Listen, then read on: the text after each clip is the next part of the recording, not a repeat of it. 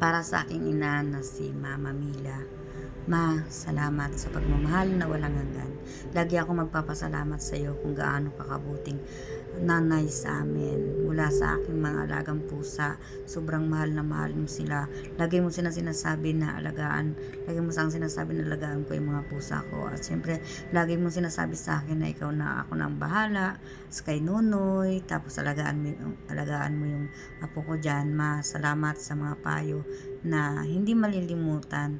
So ngayon medyo natatanggap ko na nasa piling ka na ng Panginoon at alam ko na masayang masaya ka na dyan sa ating Panginoong Hesus. Alam ko na ang dami nating pinagdaanan na hirap, ang dami nating mga pinagdaanan na hindi man lang tayo nagtagumpay. Nagtagumpay ka at alam mo yan, nagtagumpay ka para sa mga anak mo. Nakapagtapos kami ng pag-aaral at syempre masayang masaya kami na nasa kaharian ka na ng Panginoon. Mahirap tanggapin pero kailangan namin tanggapin.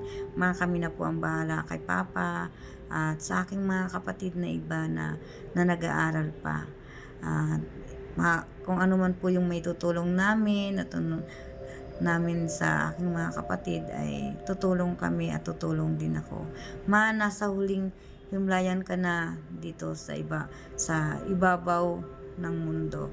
Alam po namin na bibigyan mo kami ng lakas upang tanggapin ng buong buo na nasa piling ka na ng Panginoon.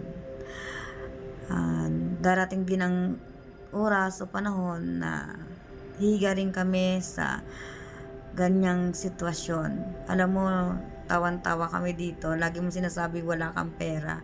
Tingnan mo naman yung mga pera mo dito sa ilalim ng sa ilalim. Nakuha namin 3 piraso tong nakuha namin.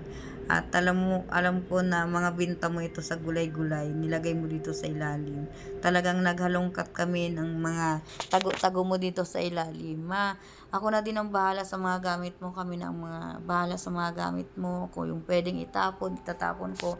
Yung pwedeng ipamigay, ipamimigay ko. Pero alam mo, yung pinakang ayaw ko, yung mga itatapon, yung mga gamit mo na mahal mo. Kaya hindi ko pa matanggap sa sarili ko na wala ka na, pero kailangan kong tanggapin para maging matatag at mag-move on sa mga nangyayari.